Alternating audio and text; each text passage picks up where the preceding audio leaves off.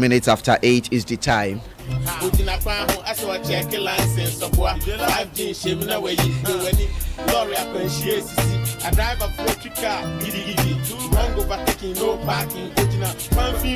was here for Adekyee Nsem Jumedie and Yawa Dadie and the Ebro immediately Nicholas Moka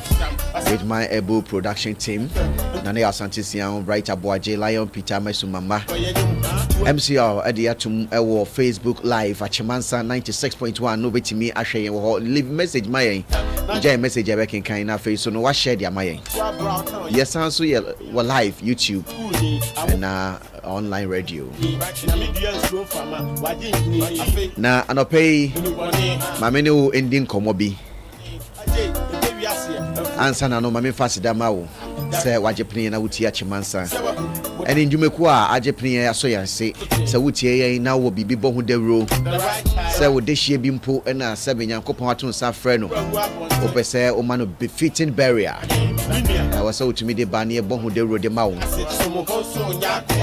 ne mano a wo ton no unse ya na yetaye mistake kakra obi pese o ye business wo hu na wakwa kwaje a store oje store ni wie ye no wafa obi a obetena ano waye budget akofa niema de abegum but obo say onye budget o de bebo hu dawro na say o so kania na say wo de share pon na sia hwan ne be hu anu ntina e wasa wo de wo niema no say wo plan business bia bo modern say wo de marketing strategy no how abeton ade no e de be shem betime use radio na chimansa so ye wo ho de mawo ye bie promotion kese de atum e de ama shops any stores are afei na mo starti eninti say o yo bia wo store e won kwantanim new market o won ye Kumasi station na afei na wo no wa hya ase waje store no di ne ma begumu a ye ma promo ye nya krank ye che wo free nanso ne nkane ane bo no ene wo hun se ne etie no data no ne ade nti ye se fa kitua bi fabra besom na yeso yembo hu de room fa mawo na adofo no hu sampa oba nkwantenum new marketer ye ton sa de we ye ton we ni we wo ho ye yes adwuma we wo ho nti promo no ye bie de atum bosome baako from this time up to the middle of next month and nti fa hu behye mu bi yatete so kra but me pacho we old store to say be kind na member bi o ye obi to say from point price a member bi ono kwa for mamu member we no ye de aboa status what you say omo start your business and it is say we be afei na we be a salon bi we be a pam shop bi we she tokro bim momodian na fabra ye kitwe bi keke ye no ye pese boa so what you say and it bra na fa kitwe bi beto on ye bohu de room fama bebre sika ba ko de room bebre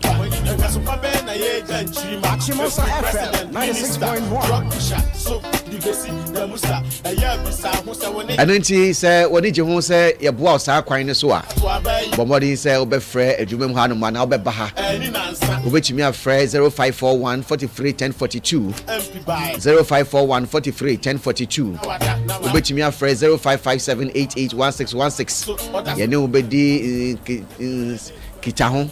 ye ne obedi kita ho na fei ya kire okwan abefa so na watimi ede niema no aba ne abohu de road amount kai say enye radio no nko so ye betwa video de amount na de ato start na fe so enam Facebook enam YouTube obi nam ho sa na okopie so say eh sana store we ewo nsa empatem ha na o number da so no mafrɛ business na ekɔ no etiachimansa ye ba de beboa ye ya ma medisika ye ba say ye beboa na wadwuma na koso eniti bra na ye ndin san ho nkita ho na fei ne manko yin fama ho nti new market stores amabie ni na no bomodi say obeba na yaboa wo e pa cho mem fresh si a me sorry na ho na ye din komo no afei so no say wo store ewo new market nkwantanum na store no ewo fom enye esoro unse ebi wo so na ebi wo fom na ewo fom a ho na momuno unni akade se obe operate store no sisi ya me pa cho menye obi ama wo menya obi ama wa opestor ni bi ewo efom eno nso nti wo ba afie hanom ana wo frɛ 0541 43 1042 a betimi ama obi a ono beji store no ayem adwuma na eche se niam akoso enti kwantanum mo amusaka stores no bi nanso ebia na we need the sika bi so afei wo saka store no sika ne mba enti watum na si ho ye jesu efi nsem ompeni sa mesro bomodi ase obefre ana beba chimansa mame na wase yemfa se da Mapolitank yenda Beacon Enterprise for ase yenda Holy Angel Spiritual Church akim oda nyame adoma wochina anopa omeye mpaibo akwankyere counseling ewo eye barrier so mills honum no saba honum a Holy Angel Spiritual Church omeye sitting wo na counseling akoso yare bia ukọ a odifo ba ejewa aboajewa betimi aboa prophetess mama aboajewa obetimi aboa obetimi so afriend wo 0555 908085 na one wo edi nkomo na hyene soma me se Betway Aviator Challenge no ye bia di atum ye hwehwe Ghana's Aviator Legend ena ye hwehwe no se unim bopa dia bomodi se odi hu behyem bi Betway se ono ko a ena di we aba Telecel enkwani network a obetimi enya ahotoso ewo mu eniti fa Bonsanka Telecel sim na fe emwa okwan bebre so hyene soma me Self Point Enterprise e tipa track naba ena fe so new farmwork eni yogo depot no so wabie enti na kwaje ode e wo ho mekire wachi kwan na Amaje Heba Clinic nei ukọ no mu a ndura hodro ni na o ma hyehye ne kama mfidie wo hono ma ye de behwe wo nipadua ne mu na ye hu sane a wo liver ne tie o kidney ne wakoma no ebofa se emboye a omo wadru amatimi dia ma we no ye natural herbs additives bia enka ho Amaje Heba Clinic e wakemodan SDA junction ho Flora Chemicals e wo Kumase station akemodan na Kaneshi Market e wo Nkran na sania Ghana ade a oton se ye papa nkrofo to eti Flora Chemicals stress odane ne patem moba Nkran Kumase beto mo niema na omahu se mo dos ndodo enti omo bebie branch e wo akem odan Kumasi station omo wo bebia apolifo efa car no pepepe uduru ho no ma na che se onsatumi aka wo mo se eye bibia wo de beye seminar detergent materials bibia no ubenya bi ho caustic soda open bottles de onyema gum mo amotumi ye mo liquid soap no mo ne ade no ubenya hu akade ne ade be so mo ebeye hwehwehwam ni na bi ewo eye Flora Chemicals ama me hyene so na ko ho no mo number no 0240 014199 na heba ebema onrupa na Igbo mix ewo ho na etumi aboa wo abusia ene me won nsem bi ede brew ena no bi kwesiada etwem na wotwe ena meka ne sa torenchem bi esi odan kwantanum na mrantie bi a na omo eyi bidie ewo kwantanum camp junction so ho na ekoba se brantie baako ofri owo afidie no so anase track no so na okoto high tension ahoma no so ebinum kura se o wafri mu waye nyamedia no ne ade na omo keka na sansem we no ni na bae e match Mansa FM esanse epeyo ho ene emanfo ho nti ye de ye ni die kire na nyame adom a abrantie no wanfri mu nyame aye na dom nyame na dom na me pese me bo voice bi na wuti na oso no se o ball bra utu na mumbia na watimi nyindi aso se ewiase sebe sasemba no wanya botre na nyankopon okan ho a ade ni na etimi ediboawo na esanso wieye eni a wo betie ye driver ni a ode bidie free atebubu ebaye ye frɛ no Yusuf Shafiru dodo na frɛ no Kutokori ema onmo eni ni didwa no frɛ no Kutokori ma me ma wontie we na me mbra sisia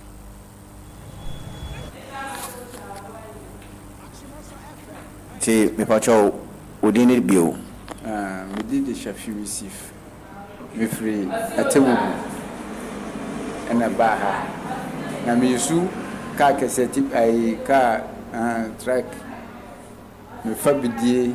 by remu na me fa a chim so dro ma me bibidie your friend no apia na me fa asanefo emu e kan ho ti me bedru ha me bedru da krom ho FM nchin ya adua bi wo ho na me ho na me tapake ene kura mani kuma ho na pake da de chi amatuatu aso nti me gina ho na me frɛ boys ne so mo mra na ma bedru na boys ba yi mo nyina yi amanfo no mama amanfo mo nyina kura dia kura kama na ma mi ba ye de yi ne bidie o mo se yi bidie 15 bus afa de yi bidie 15 bus go fu mama me ne se da ba bia yi bidie na gu no won pene ma bidie no ho en sanse sangu ka no ne nko yi no sambod ba bia mo MPP sambod no nko yi mu ho nti ko gina ho no me so minim se kana gina high tension na se eno se o mo ka se ye na me se ye dia magina na me gina ye nti me si ye dia mama adwan ko me si ye na na mama ne disika hia me sika na mama ne di hia me so na nye no mama ne sika wate no mama na so nti me kasa kura boy no kura ka se amo pesa de ne dodo de bia ne pa ne ba na mate ne sika so ayesa aduma na enye ne da abema na aba ha de bia nti ye kan ma boy ne kan sa pagya ne tia na mte so wo tiem agi na boy da so da wo ye so a wo hye. All right, me Kyle say ebia na enene first time I would say our story we opese wo hu sane etie dia ko Achimansa Facebook live video no ene nsema ye kenina no obehu videos no ewo Facebook live ye dey to sisi a obetimi ahwe ewo Achimansa FM 96.1 Facebook live ewo hono yentie no seconds na mpanyifo bu ono mo so mo ye FM adwuma no mo ba me jomo de ade didum ja bae maya de nantimi anya adwuma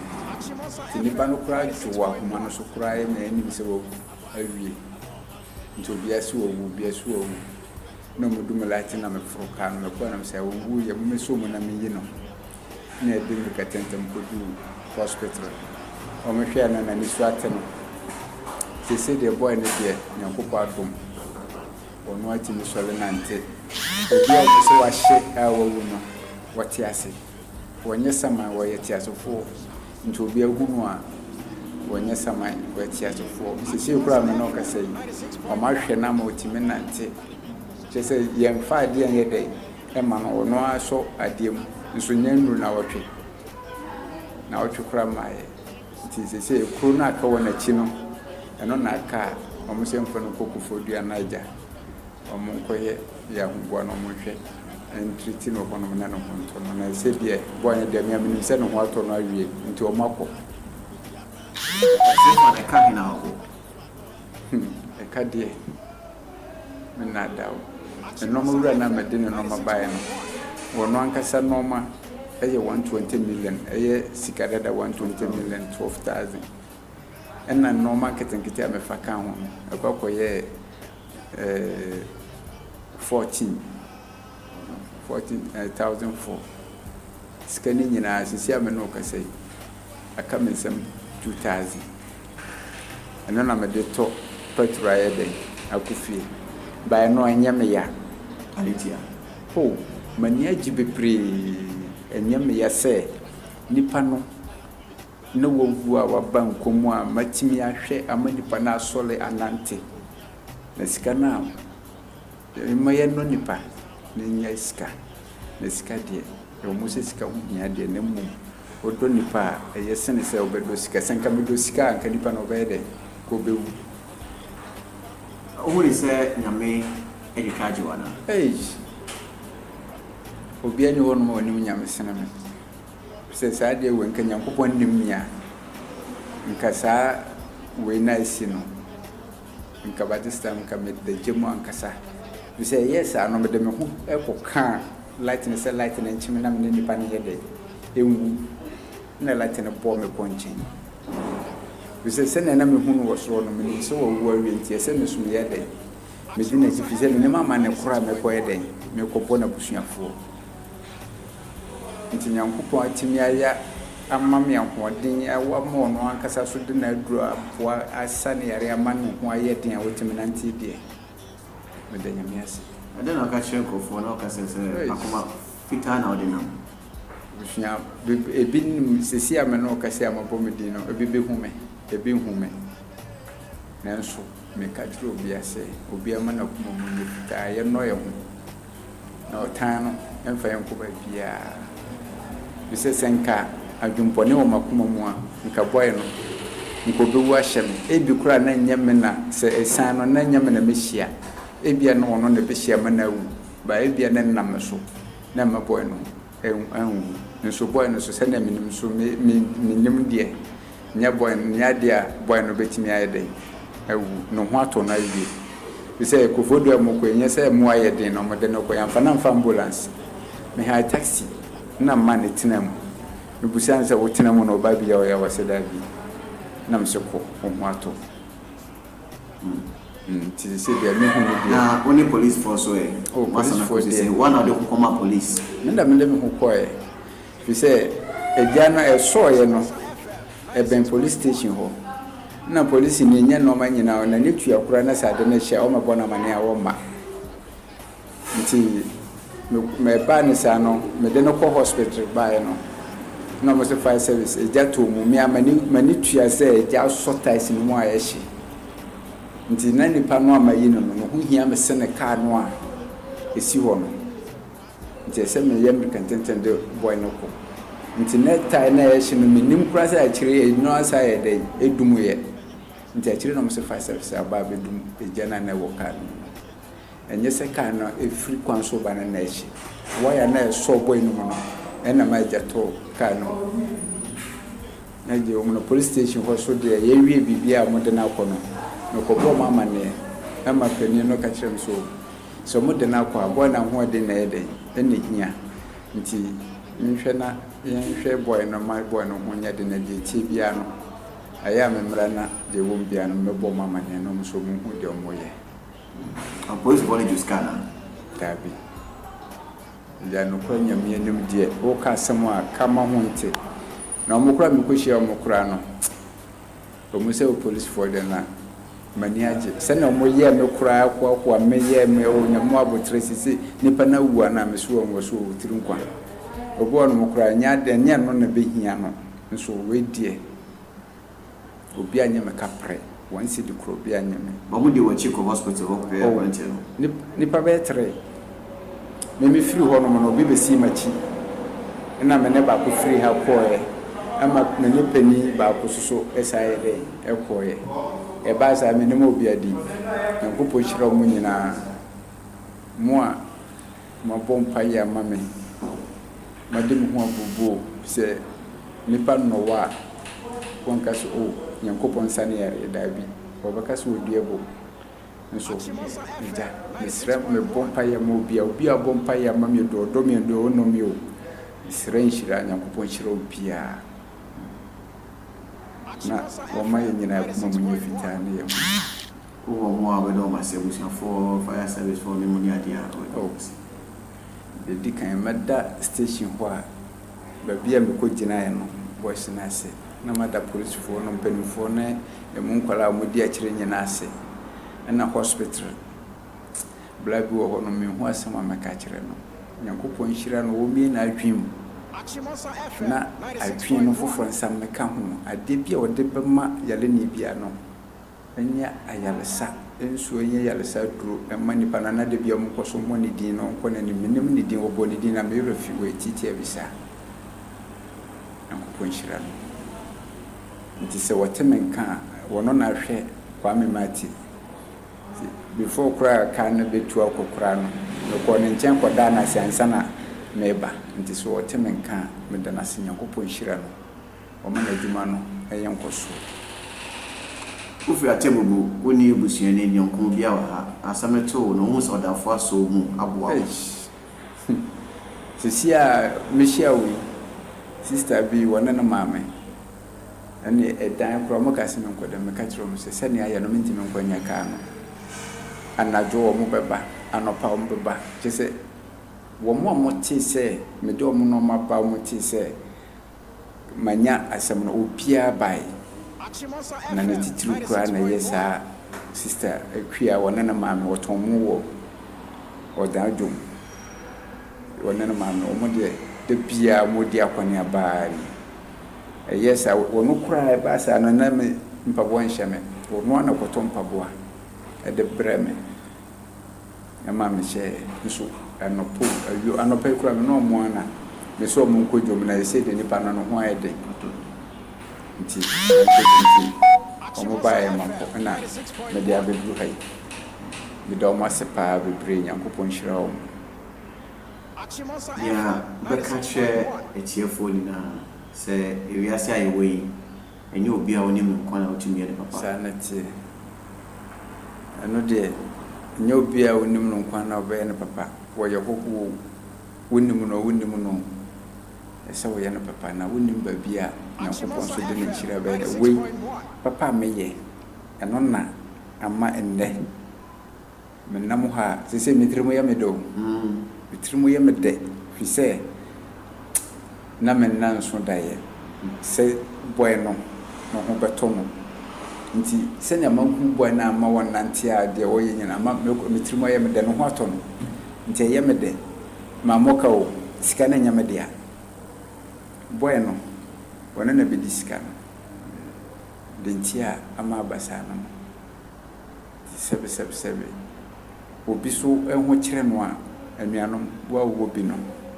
boa no ebia no wɔkyena nipa no so abɛboa wɔ kwan bi so de obi ase jo mo amosomate asome da mase yeso nda wase so ne yakasa Achimosa FM 96.1 Achimosa FM 96.1 Achimosa FM 96.1 Achimosa FM 96.1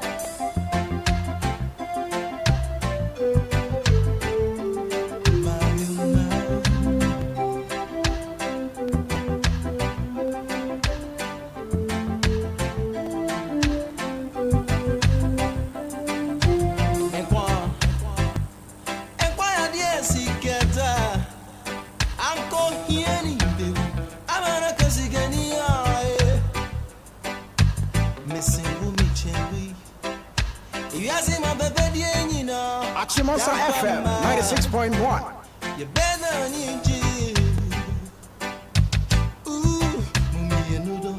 Yeah.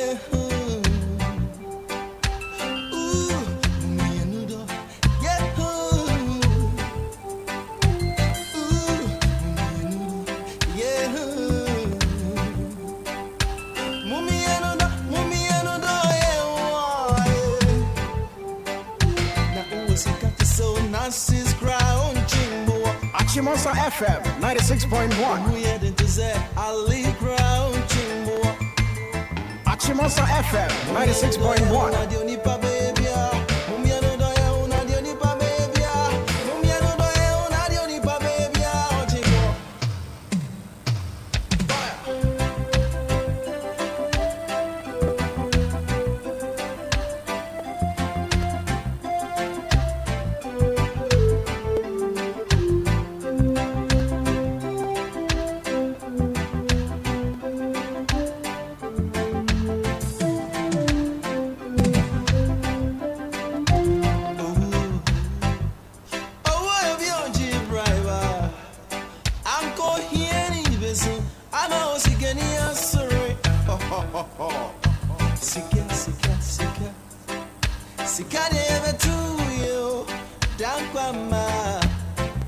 You better need you.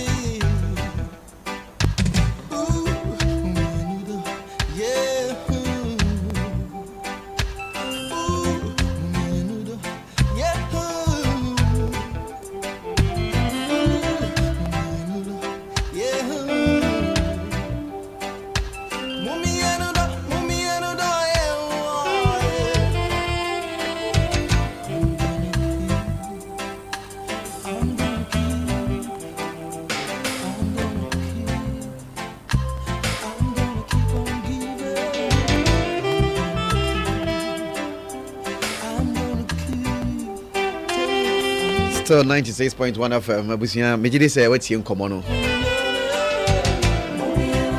Enti ose oda nipa no mu bi ase.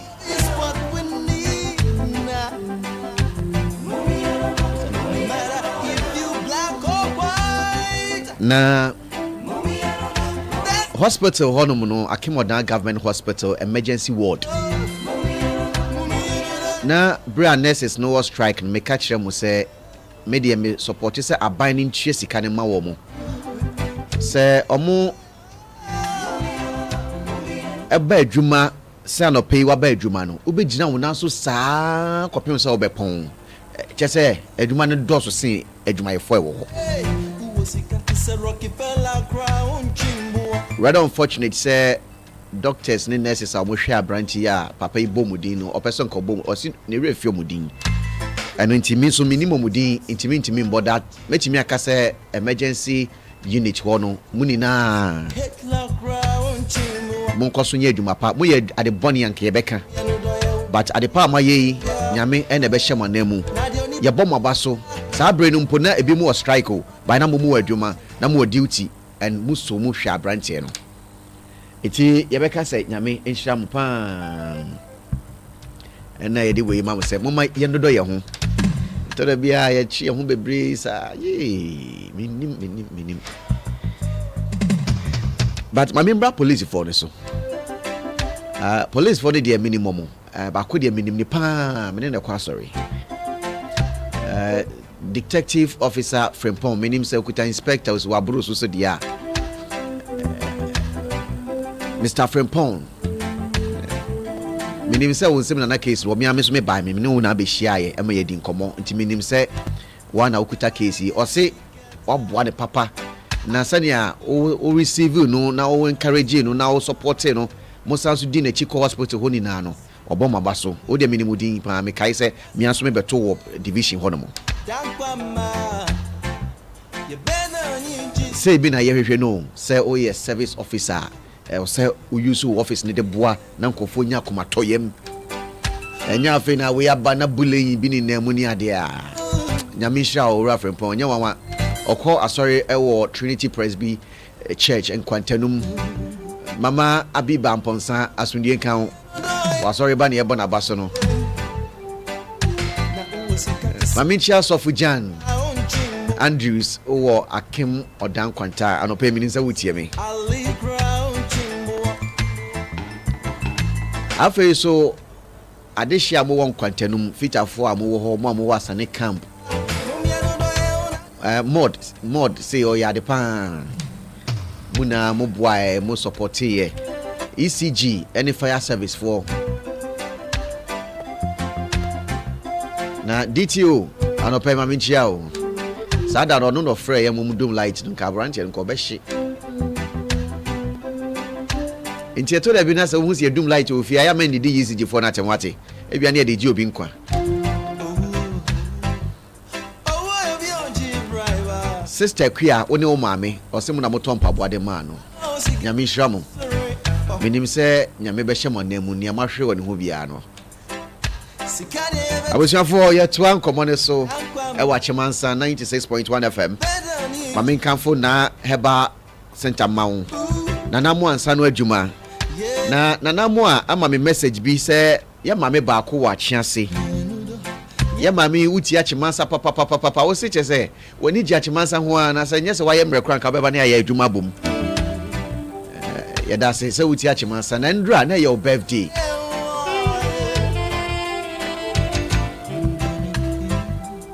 ya mame nso akasa ade amane yen ye betie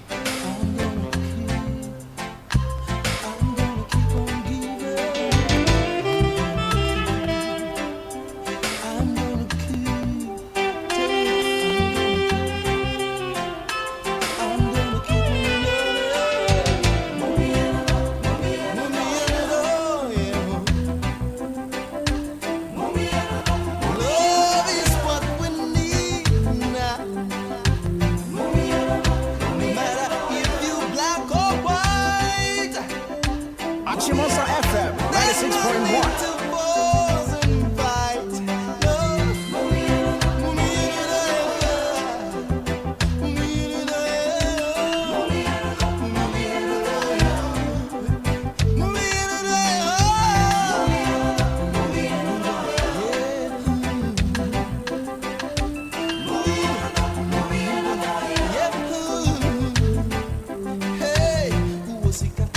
Rockefeller crown chimbo.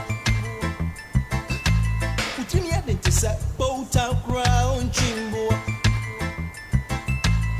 Who had it says something crown chimbo. Putting your dent is a Hitler crown chimbo.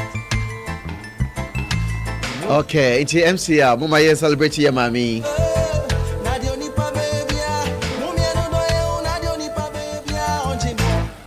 All right, the any pabe be anywhere or bet sing a boy a dang obeko na utia see dear Jadimpa ewo atiasefo asasi eso. Ye mame ene eye ne Endra da ye ne birthday, yes. Endra edana eye ne birthday na mame itiachi mansapa chese waji atum brako pe enti yeso ye mfani ndi agro. Eno nyame ensha papa na yenti no.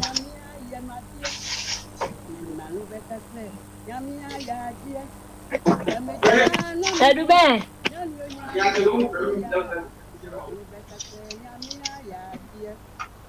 Na dem friend.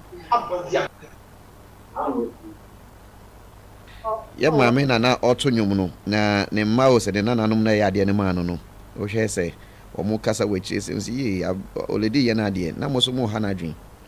ade na mo yesa esi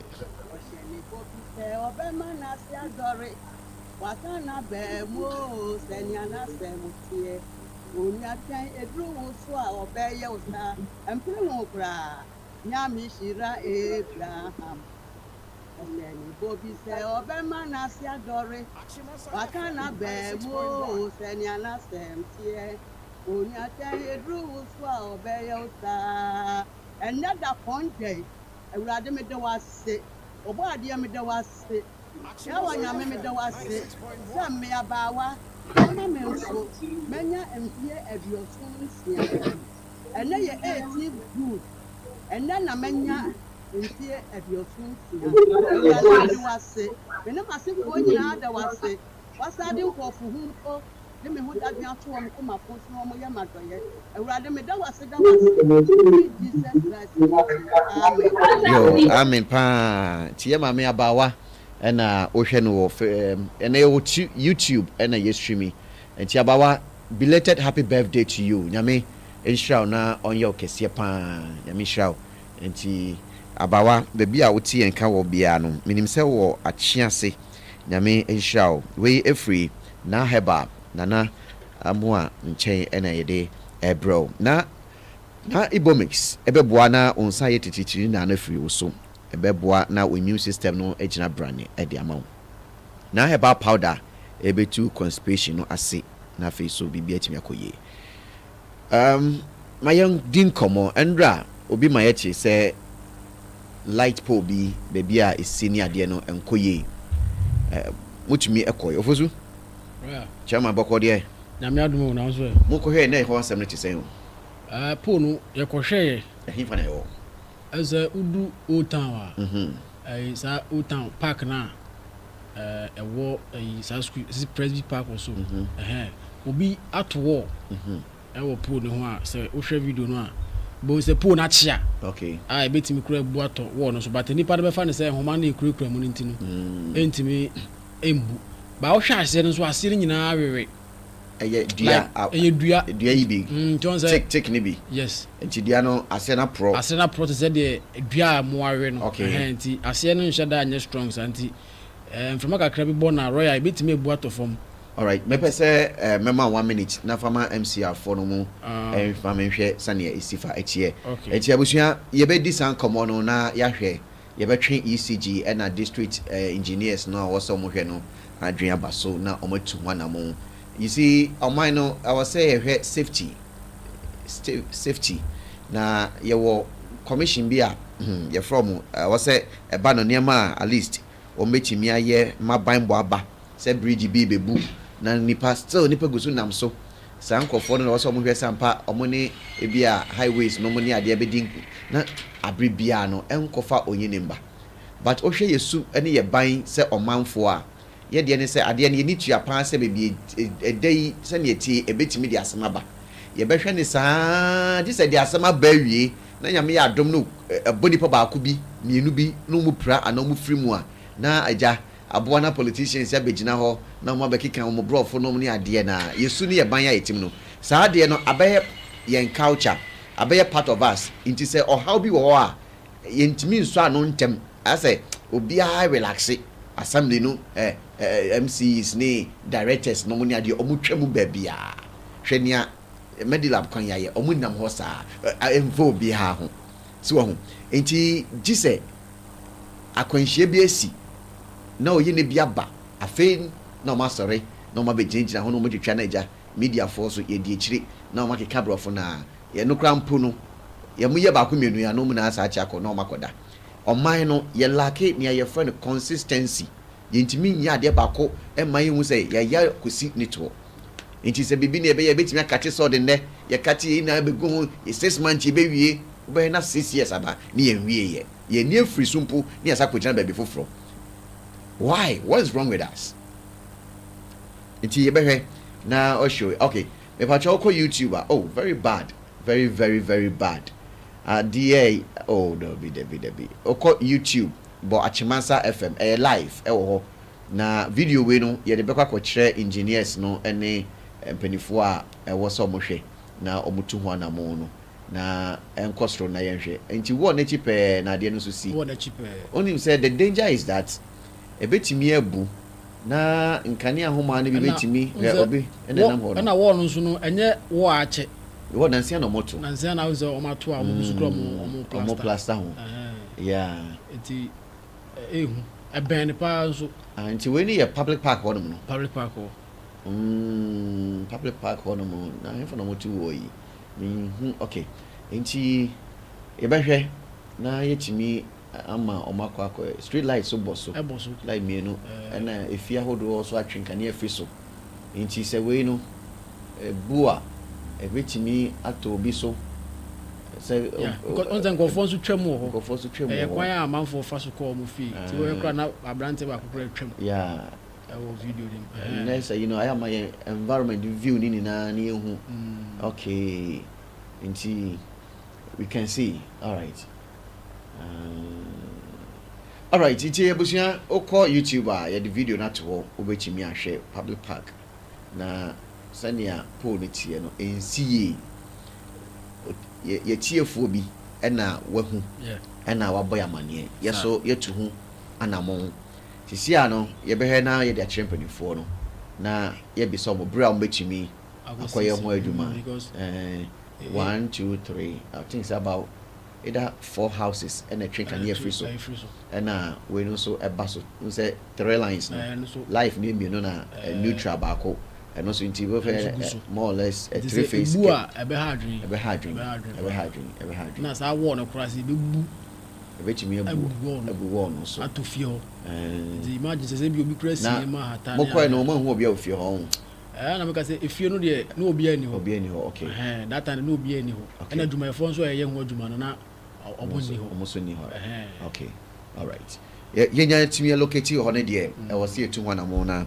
ye more pressure normally I no more type pressure yes ye adwuma efo ne Ghana mpani fo na no more pressure more pressure sana nti ho no ye aho ye papa ya wana se de bi ho nye papa ya odia ahono Samuel do betu Samuel no emi se hono so dai hono wo so dai mu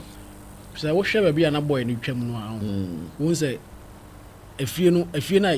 ene park na share boundary nti park na da ba bia aduane sisa no yeah ahore park ne so ankasa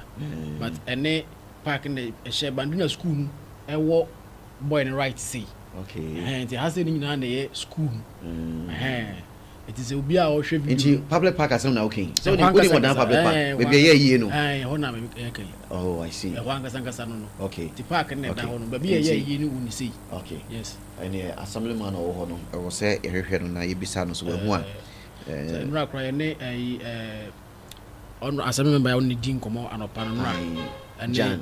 Kwame Jan yes o nyina na ye no boko ya boko hwe so di o mani koko hwe bia mo se ade no higher critical nti na se honorable anasa se member o hwe ho no no o se yitimi ehunu se ne awoka no no no too much no okay ye behwe na ya ye ne sa na sɛ ne tie bia no yɛtumi but ma yɛnkɔ nsɛm foforɔ so ebi wɔ hɔ bio I think say ɛno so yɛ Jamaica toilet no ɛno so nura no mbra nam kwan so a yɛkɔhwɛ pool no ɛna no so obi afrɛ na wɔkyerɛ sɛ toilet no so no ade a ɛha adwen ti ɛna MC anso de ato so wɔ YouTube wɔ no eti Jamaica toilet ni yes public toilet ni okay we yɛ baby a feature for no wɔ no okay na wohwɛ saa wɔ yɛ a ma painting green wɔ na abula wɔ efie ni inside abula wɔ efie ni inside ti na mo complain sɛ akɔyɛ saa no ɔmo bu nsuo no a ɛbɛ ha adwe wɔsɛ no anom de no aduane no anom de dwale eti na enkyekye mu na sɛ toilet no hansa no mo si fie no ɛwɔ hansa toilet no ɛbɛ wɔ hansa no na ɛwɔ hansa na ɔmo si fie toilet aba ya kyɛ ɔmo ɛbɔ amane kyɛ sɛ ɛba ya kyɛ ne mo no sɛ ɛhɔ no so kra yɛ baabi a mo to blodo on the toilet we nchen o sane kakra bi a mo to blodo ɛso hɔ ɛwɔ saa efie green no hɔ no na okay eti o ma spray cars bi wɔ ne no mu din kon na mo si o empanifo ni bia ba behwe ba sɛ ne a wo kae no sɛ Ghana de ye o mbetimi do mani abehwe o ya na mo de cameras na keke na omo aye we guy nko a am so mo ba ye no mo hwɛ nim sɛ nka omo ba ye no ko mbetimi ahu bibi sɛ nipa o tra no ne container na aye nkyɛnse a esi fa so no but o ma bi ye ko no tumi sɛ o ba o ma ɔmatum ana ɔmo yusu zeze no ɔmo se ɔmo ntumu ɛna nkɔfo nhyɛ dan but ɔmo wi ɔmo ho ɛkɔ so obi anso ngigi ska bia obi ngigi ska nti na sɛ de ano ayɛ kra no sɛ uyo obi a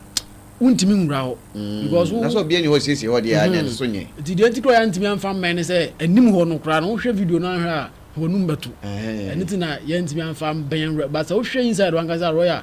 ano ɔden saa view we no saa arc mi no mo design mi no inside entrance no ɛnyɛ easy ano hɔ no nyɛ kra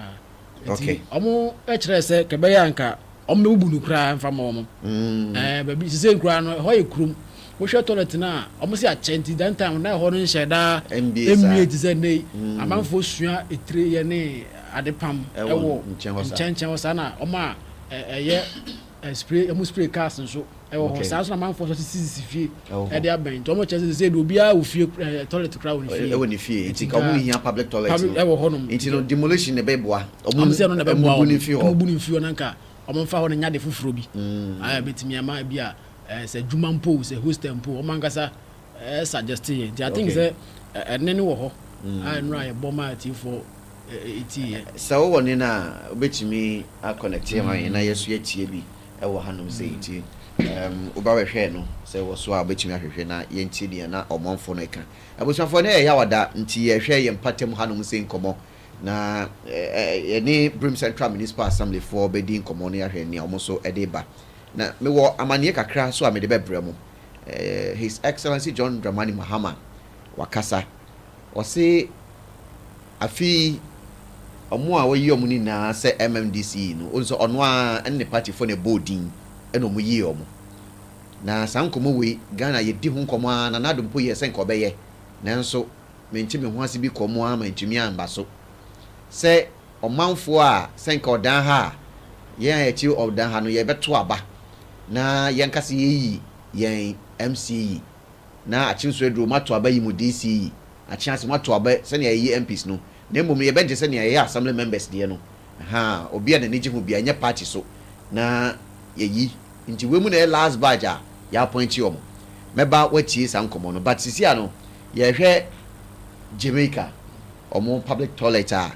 ayɛ minim we de menka sɛ death trap but ayɛ bibia sem fatakra sɛ si krom finfin nti yɛntie ene no na yɛhwɛ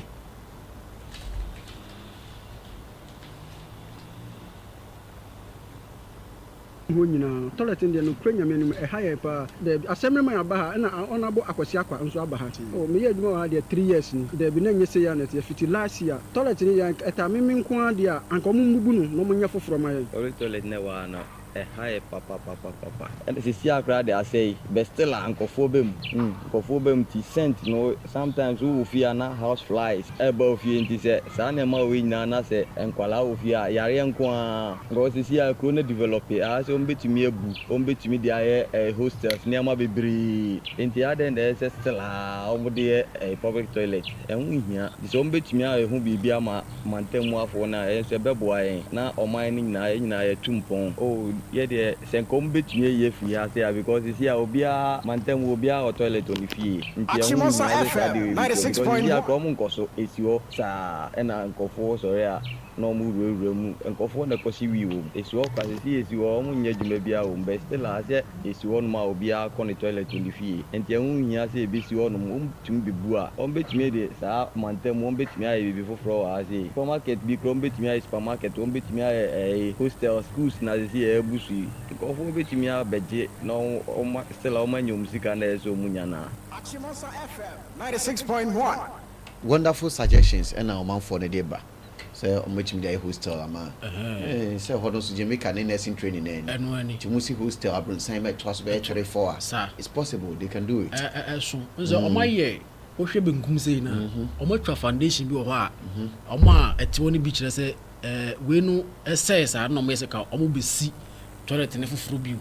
ba se no mo so mo nsampe this foundation mo twa de mo fa nye hostel bi ana bibi ebetimi ade adwuma abama amanfo nso timi nya bia okay, I think say it's a good idea. All right, enti ye mamumu ni adwuma say mo timi akohwe we dia ba but ye ma ni si ha ya okay ye beti so ni ahwe decisions are assembly no ebefa ewo sa toilet we ho okay so ye beben environmental any MC ni ebisa wo about this na face no Paul ne no so muntu ho na mo na mo feedback yeah da masepa say mochimi akopewe e de abraham abusia aha aya chimansa 96.1 FM mamenkai will say from Point Enterprise e de tipa track aba na tipa track yi ope anua e de aye feeling ope quarry dust ope abo e de siwudan bibia e betimi akofa bi e de abro for 0244 897 525 na unsa enka tipa track no na unsabeka abo ni bibia wo hia bia say ope farm milk ni yogurt ko ni depot so ko awasi e wo Cortes Tilapia Junction and also for 020 64 73 953 na koje odie e wo honomo na no pay no medican ka say His Excellency John Dramani Mahama ade abetu dwa say this new MMDCs no and no be nia atwa to okra ye bomudins direct say omomedi sa dibre no na ye koye nim no omo aye be yi omo no ye beto aba e de yi omo eninti ode ehonsem aba omampeni kire kra say wate ba so mejokuo bi a womo ekọ apro ebise nkrofo kwan be ye no ma ho ate na mentimi ho ase bia nkobem eninti omo de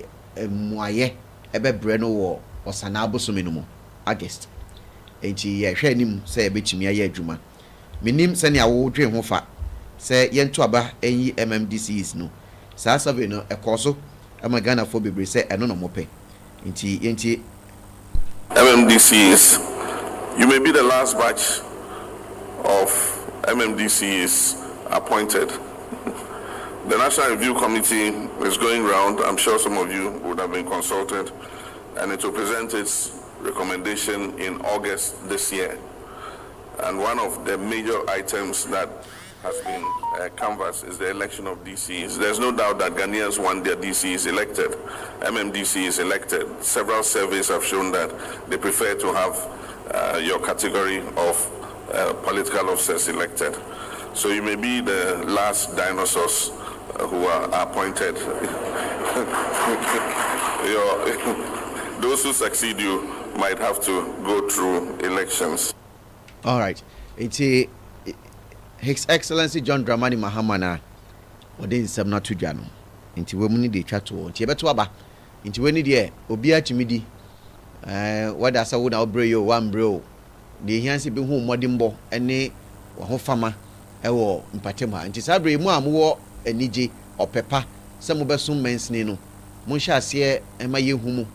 na yɛnhwɛ mu nnwuma a moyɛ ahofama a mowɔ ndi a mowɔ ɔdɔ a mowɔ na afei so no sɛnea mobɛtumi ayɛ na nyame yɛ adom na wei no mu deɛ no bɛawie a na ɛdi so biara no yɛbɛto ho aba na yɛde ayi ɔmo nti wonim sɛ ɔne gye ho saa deɛ a hyɛ aseɛ siesie wo ho san sɛ yɛba bibie de atom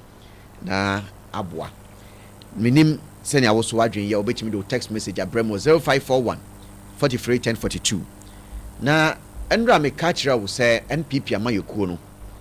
wɔn ɛkɔ nhyiamu panifoɔ no akɔsi gyinaeɛ mc a ɛbɛma yɛtie press conference no sɛnea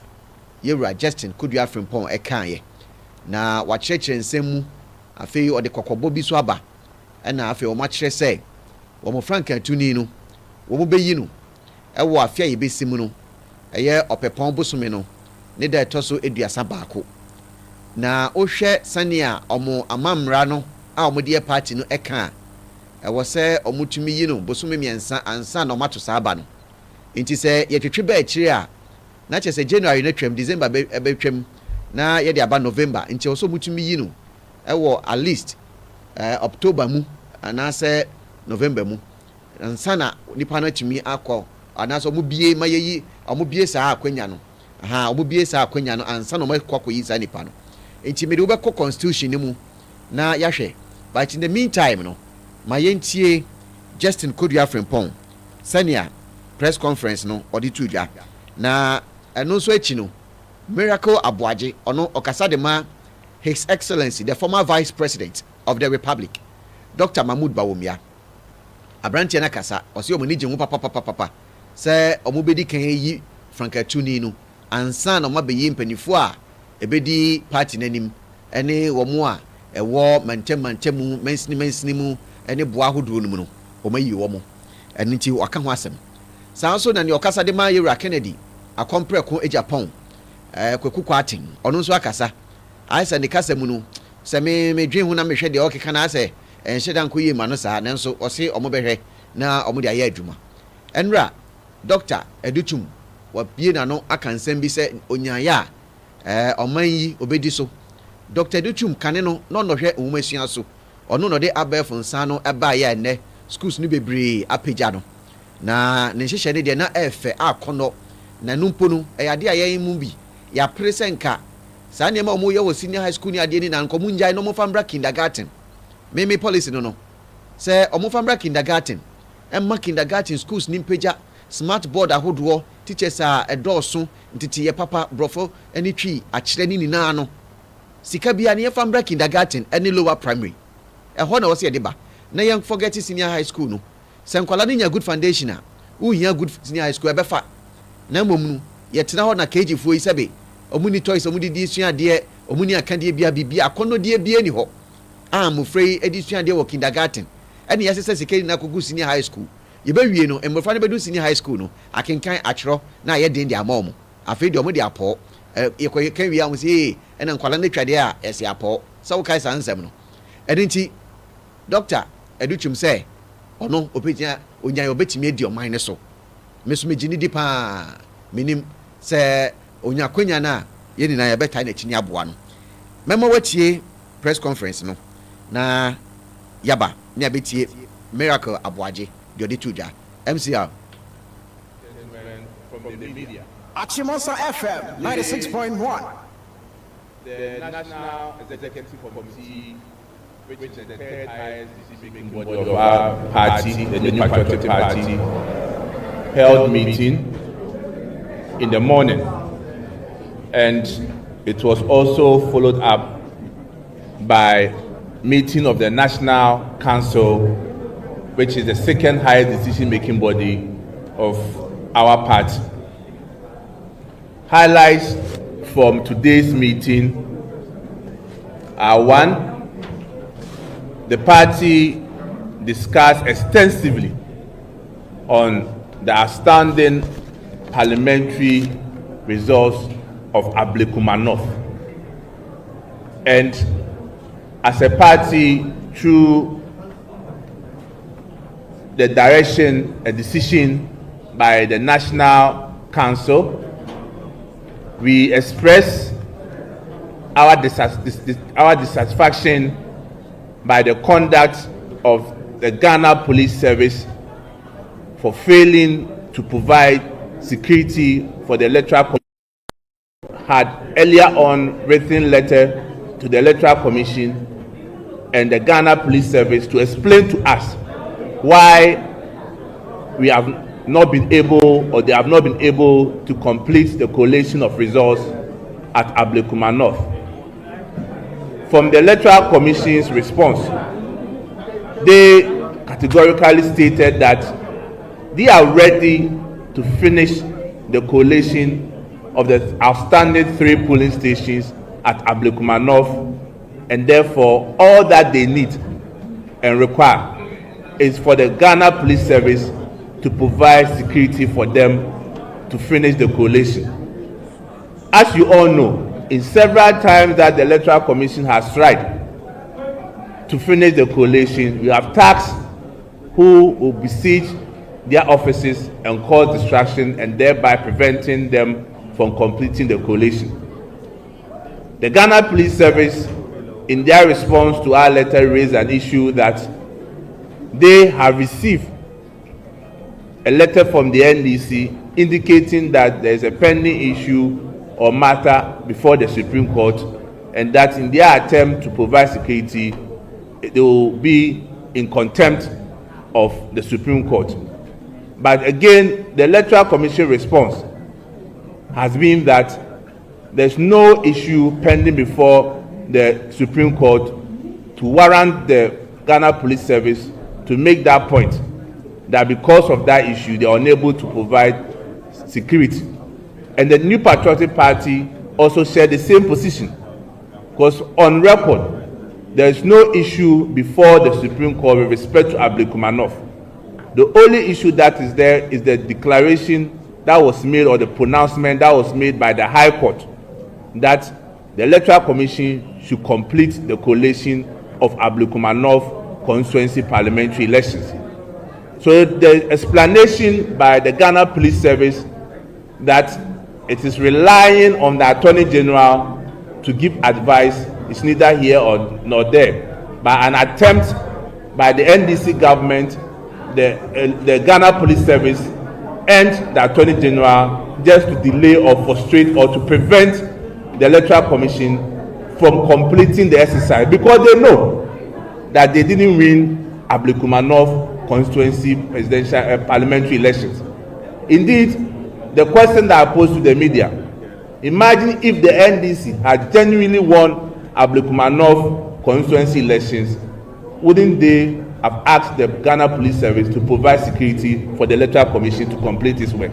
So for us in the New Patriotic Party, it's a delayed tactic, some gimmicks by the Ghana Police Service,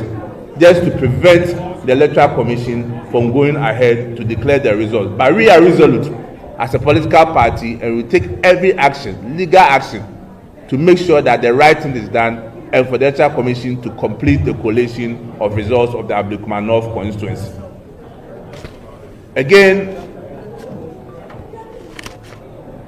another item that was discussed both at NEC and National Council had to do with the Patriotic Institute, what we refer to as the party school that we intend to launch on the 25th of June. A committee came to brief NEC and National Council on where they have gotten to, and I'm happy to state that we are on course as a political party to launch our party school on June 2025. On June 25, 2025. The committee, that is National Executive Committee and the National Council, also received report from the Amendment Committee chaired by Mr. Frank Davis, or Lawyer Frank Davis. And in the words of the committee, they received over 300 proposals from the rank and file sympathizers of our party. And they briefed NEC and National Council on where they've gotten to and the key areas that the National Council had to take a decision on. With respect to the call for expansion of our electoral college, indeed, the committee spoke about it. And again, that decision as to the number of expansion or the expansion level will be determined at the delegate conference scheduled to take place in July. The committee also spoke about the time for our presidential primaries. And again, the committee agreed that that decision does not warrant amendment of our constitution. But in light of the spirit and letter of Article 13 of the MPP constitution, that power is closed with National Council to make that decision. And National Council today also made the decision that the date for our presidential primaries is set for January 31st, 2026. That will be the date that we shall hold our presidential primaries. Because there is going to be a proposal or a motion for amendment for our constitution, a committee, or what we refer to as a planning committee, has been put in place by National Council to prepare and also implement directive that has been given to them for us to have a successful delegate conference to amend our constitution, the provision that has to be amended. A chairman for the committee is Honorable Joseph Osei Owusu, former Member of Parliament for Bekwai, as chairman. Henry Nanabuache, the national organizer, is the vice chairman for the committee. Honorable Jerry Ahmed, second deputy whip, minority whip, is also a member of the committee. The Greater Accra Regional Chairman Divine Ogohom Otu, is also a member of the committee. The Deputy General Secretary Haruna Mohammed is the secretary to the planning committee. Honorable Abna Ose Asari is also a member of the committee. The National Treasurer, Dr. Charles Dramina, is a member of the committee. The Deputy National Women Organizer, Madam Safia Muhammad, is a member of the committee. And Mustafa Salam, the National Youth Organizer, or Salam Mustafa, is also a member of the planning committee. So it's a 9-member committee to see to the planning of the delegate conference that is scheduled for July 19th.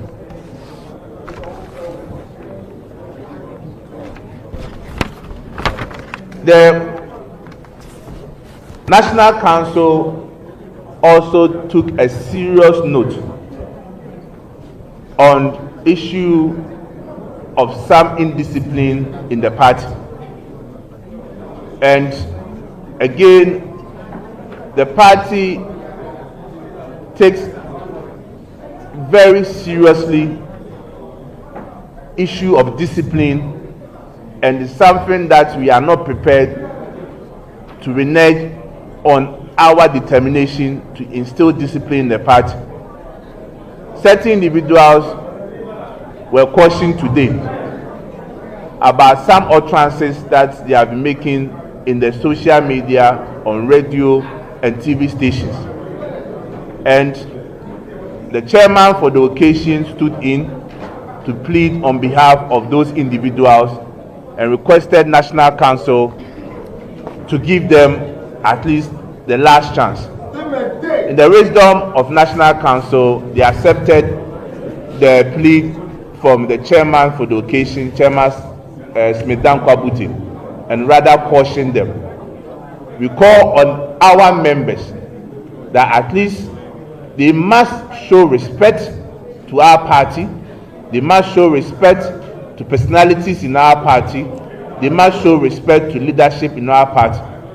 We know that we are a democratic party. Everyone has the right to express his or her views. but it must be done within the confinement of our constitution, and they must also avert their mind to Article 3, which talks about duties of members of our party. So these are the critical issues that took place at NEC and National Council respectively. Thank you very much.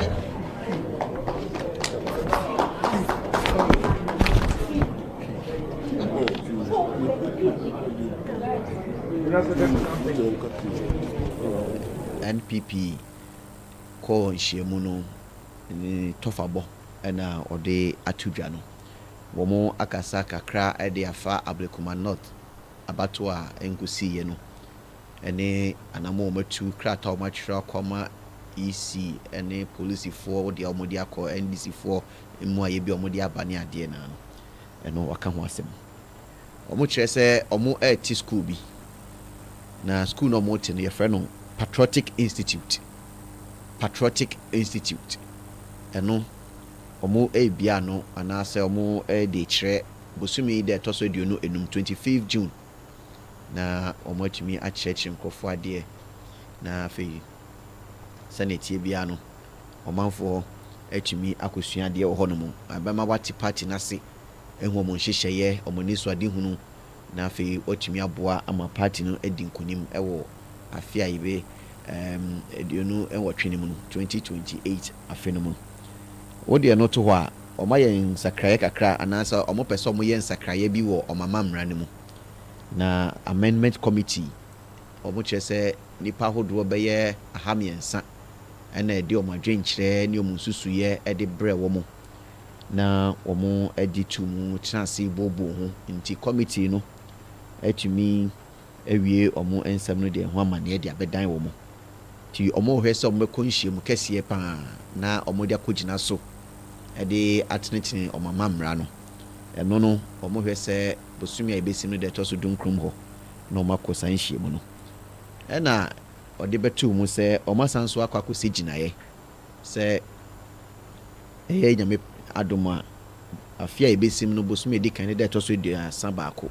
31st of January 2026 ɛna ɔmo bɛyi frankatuni no na saa nhyehyɛeɛ no ɛyɛ adeɛ a ɔmama mmara no ɛma ɔmo kwan ɛma ɔmo tumi ɛyɛ ɛno nhia sɛ ɔmo bɛyɛ nsakraeɛ wɔ constitution no mu ansa nti ɛno na ɔmo agyina so ɛde ayɛ saa nhyehyɛeɛ no na ɔmo ayɛ planning committee a yɛwura Joseph Osei Wusu Jowais na ɔdaa no nti ɔno nso ɛne ne team no bɛyɛ na ɔmo aboaboa ɔmo ho na ɔmo atumi akɔ saa nhyiamu no na ɛnɛ yi no nkɔfoɔ nam na ɔmo keka nsɛm ahodoɔ bi nam TV so radio so internet so wɔse saa nkurɔfoɔ no mu bi ɔmo de kɔkɔbɔ ama ɔmo a ɔmo kyerɛ ɔmo sɛ deɛ ɔmo keka no ɔmo hwɛ ɔmo kasa yie sɛ yɛɛ bi na ɔmo yɛɛyɛ ɛna breaking the 8 no ɛntumi ambreki nti obi anhwɛ ne kasa yie ma memfa wo nkɔ ɔmo amammra no mu sɛ ɔmo wɔ position a sɛn ɛna amammra no ɛka sɛ ɔmo ɛnyɛ ɔmo abatoɔ no ɛna sɛ ɔmo wɔ aban mu nso a sɛn ɛna amammra no ɛka nti ɔmo say election of the presidential candidate ɛno no ɔsɛ the election of the party's presidential candidate shall be held not later than 24 months from the date of the national election. Ɛno na edi kan yo. Na mame to mebo na me nkyerɛw. Ɔsɛ the election of the party's presidential candidate shall be held not later than 24 months from the date of the national election. Nti ɔmo kyerɛ sɛ bosome no ho eduonu ɛnan which is 2 years 24 months 12 months yɛ 1 year. Nti ne sɛ ɔmo bɛyi obi sɛ ɔnko gyina ɛni sɛ ɔmo yi no later ɛma no ɛkyɛ aka bɛyɛ 24 months na wɔsɔ ɔmo tumi yi. Ɔmo say the date and venue for the election shall be decided by the National Council. The National Council na bɛkyerɛ dakorɔ ɛne baabi a wɔbɛyɛ no na ɔyɛ ntɛm ɛde baayɛ sɛ however ɔka saa wieɛ no ɛna ɔde bɛto hɔ sɛ however that the National Council may nti ɛhɔ no ɛna ɔmo akɔgyina so de ayɛ nsakraeɛ yi may on appropriate occasion vary the date.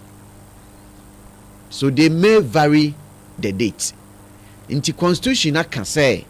ebi aka 2 years to election, main election on mine be ye no. Nti ka wo hwe mu pa de a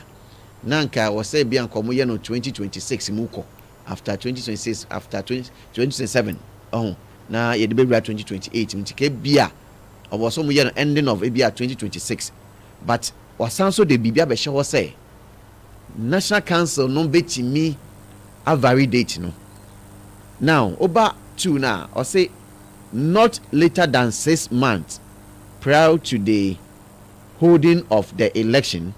the General Secretary shall give notice inviting applications from members for nomination. Inti enise akabe achepono achepano akabusu minsia na omato omo primaries na omadi kanka ho asem no akabeye bosumi ensia na wo se party ni church for penyin obie kwan to ho na omo wo eho anije se omo betimi agina no omo atimi akwa eno ewo ho as the party's candidate to contest for the office of the President of the Republic. Or say the notice shall be displayed in a conspicuous place in the party's constituency, regional and national offices, and shall specify the closing date for application, which shall not be more than 5 months to the holding of the election. And you know, or yes, I didn't. We also a bar from constituency to regional to national, or ba obie hu sampa ye bie dia to ho na no mpo no and it's a less than 5 months e won no mu. Now I must say any member may, prior to the expiry of the period set out in that article, no, submit an application for nomination as the party's presidential candidate. Enti ha no o chese member bia yanka say just where the minister paying, I just where the MP paying, I just say wo yo da bi enti ye wo odan ne mpatami obetimi kuku bedin kuku betimi aka say me pese me call for presidential candidate. Aaron betimi aka omopo de me fan so madi party position kakra o constituency na yemfa obi ti say hwanpo obia betimi asori say me pese me call say rati betimi aka say o pese call for presidential candidate any member na emom no oba o say when the party is in government yeti ha ne say yi say aban no party no e wa aban mu a say omo wa aban mu a ti say 2020 de and 2024 de no say party no wa aban mu a the election of a presidential candidate shall be held not later than 11 months before the national general election. So mo wa aban mu a akaba busumi du baako na oman ni na kwato o maba no e wo so butumi yi omo frank tufo na yentie I say notice okay, when the party is in government, the election of the presidential candidate shall be held not later than 11 months before the national general election. Okay, and also I know there are two jano. It will share the differences now. We know clear. It no party no penny for no. Enya decide say and no more say or more economy. Now my share or say notice inviting application for the members for nomination as the party's candidate shall be given 3 months prior to the holding of the National Congress and shall close after 2 months. Inti omo bedi kan akoye omo National Congress. Inti uhwe senior Justin Ekana or say delegate conference never baso around July na 19th ho no makwa akoye no na omo tumi de sisi omo ho for the the akanina. Any minister, national officer, and district chief executive, that is when they are in government, who files to contest to become a presidential candidate of the party shall resign his or her position. I know you are some more more. Na oye penny bi awudi sua oye oswafo anasa oye party no national officer anasa oye district chief executive nasa ugina bia udi bia no ebeto ho na watumi akwakoye. Or say no member shall be entitled to nomination as the party's presidential candidate unless he or she tienhaniye ti mu amone eje won se mo be kwakotu franka man PP no nhihye da honi ye ma okwan ma won ba me ye party no franka tuni agise wo no we obi a one is a known and active member of at least 5 years. We obi a ye nimu na wagina ye e wo party ni mu a say an che kra no mfienum 5 years wo gina musa ye tua dues na wo tua ye we na wo support ye ko work na wo ko bi ye ko sra obi na wo de chire ni na no ye active member 5 years inti you for bit say Alan Kojo chairman chin say ya watwe ne ho ya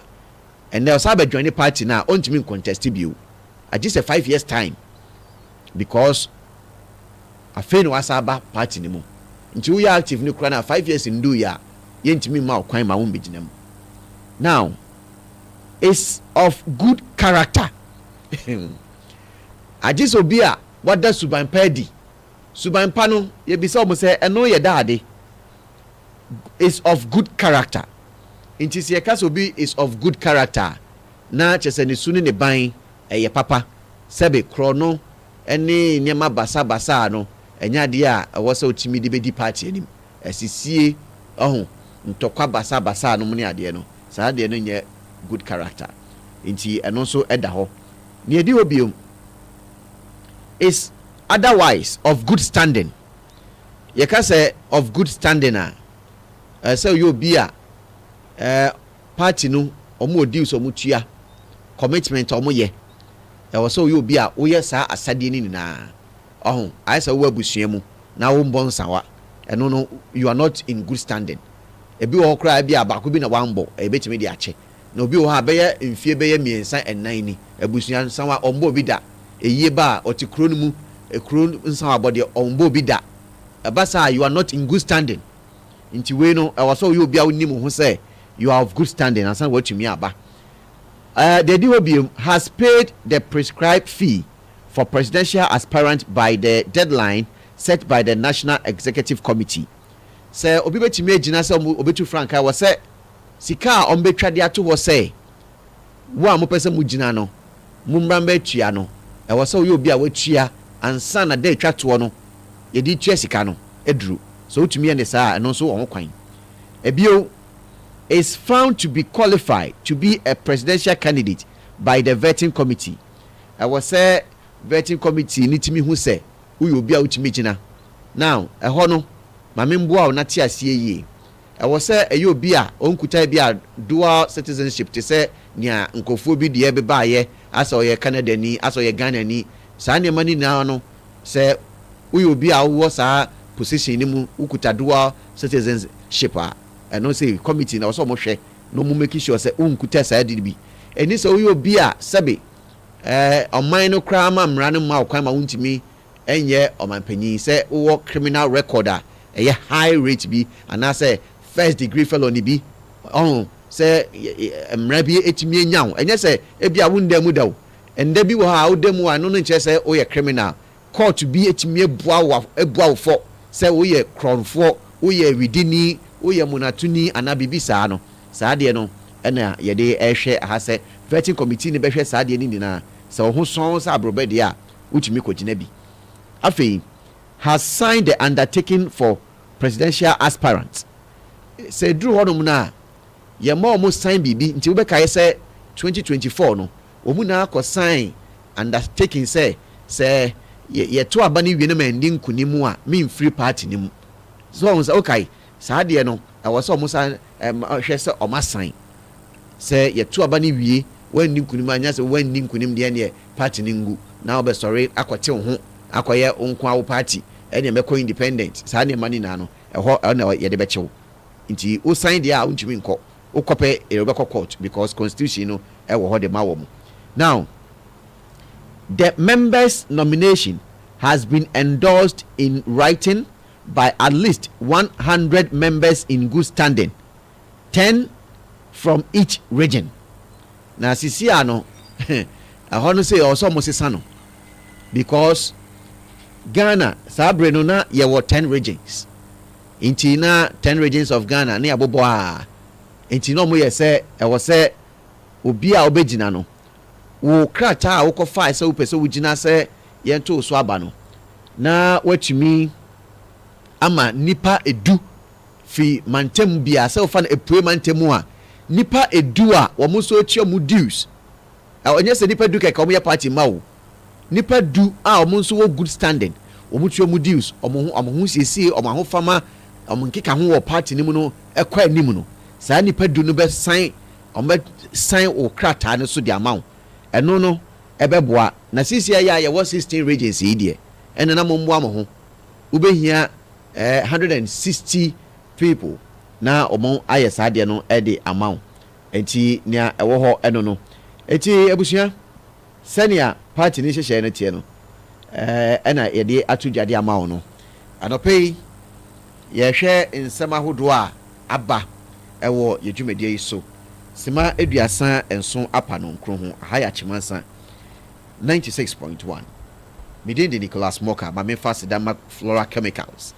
na Flora Chemicals ɛwɔ Akim Oda Kumasi Station ɛhɔ ɛna wobɛnya chemicals ahodoɔ te sɛ alcohol opɛ booster opɛ betaine opɛ lemon conqueror great vanilla ni na no wobɛnya bi ɛwɔ hɔ no mu na wode adi dwuma wode adi hyɛ no soma me sɛ Flora Chemicals foɔ yi ɔmo wɔ branches mienu Kaneshi Market first floor ɛna Akim Oda Kumasi Station so first floor ɔmo wɔ number no yɛ 0240 014199 Amaje Herbal Clinic sɛ bra na ɔhwɛ wo Akim Oda SDA Junction number no yɛ 0244 877 840 diabetes hypertension gonorrhea ɛbɛma waduro na bibia ayɛ kama de ama wo na Betway ɛhwehwɛ Betway Aviator Legend Betway Aviator Legend no we no exclusive to Betway. Take on the challenge, and if you are the best in the game, you will be crowned the winner of a sky high 500,000 Ghana cedis cash prize. Now, you are guaranteed of free flight Delhi, bra Uber play and Uber bought Aviator every day until 30th of June. Inti Aviator no ye be there tuma or more the legend. Ewomu sika edaso 500,000 Ghana cedis. Na osa etumi aka. Get way more at betway.com.gh today. Terms and conditions still apply. Gaming Commission of Ghana for and Sasha Sier and into say undi 18 years onka ho bi. O beti so a no beti responsibly. Betway get way more. Abusuafo mame fa nko nsem foforo mu mefree MPP dia isu yi na menkai wo say miracle aboaje sansem yi beto dwa na okasaye na eye kosi kwatin so akasa omo se omo de omo esum na miracle aboaje ekasa de ma Dr. Mahmoud Bawumia yenti de okan ye we go back in a decision by the National Council that inures to the interest of the party, and for this particular decision we fully and firmly back it because we think it is the best to ensure that we keep the harmony and unity of the party and prepare very well for the 2028 elections. It is the best decision. Okay, eti ono de omo say mom na ti kwaku kwache so kasama Kennedy akompre kwa Japan ono so etre na dream. The letter that I read from the General Secretary in terms of the approach of the presidential elections, there has not been so much clarity to it. The Kennedy Japan team at the right time will make their position known on it. But I mean, we must also state emphatically that as members of the MPP, we respect the National Council, respect decisions of the National Council. Even in my personal view, I do not think there will be any qualms with regards to the timelines that has been issued out. All right. Inti ose womo from Kennedy, Japan, omo camp no, omo eje Nsem no, omo di nidi esefata de ma National Executive Committee no council no, omo bo pa nti de omo no, omo de omo so ebe head on be de afa we mu no Nsem a ewo NPP fo akachi a ye de ebro no pay na mame mfa wonko another issue a pie of parliament enra na okujeto ablakwa a woye foreign affairs minister assembly di kan bae ema Ghana embassy na ewo amanone mitre US no omukulusuye na omukulusuye no na chese krono bi almost se krono bi akoso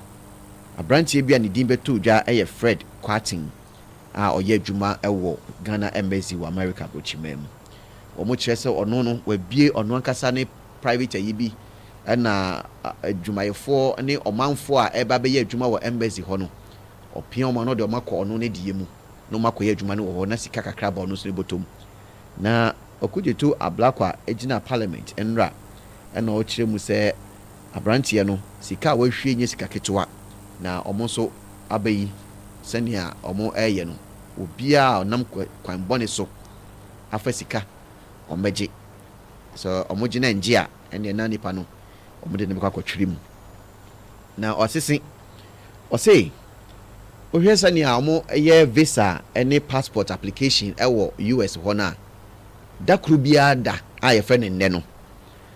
omutumi ye nipa beye 150 ekoduru 350 omohwe sa nipa no ewo American embassy na because of Santino sankrofo wi na fa Fred Quartin ne aswe na ono abie no nti ose on average no o find average na say 250 visas any passport and omo process na wasisia say eba ne sade a na chese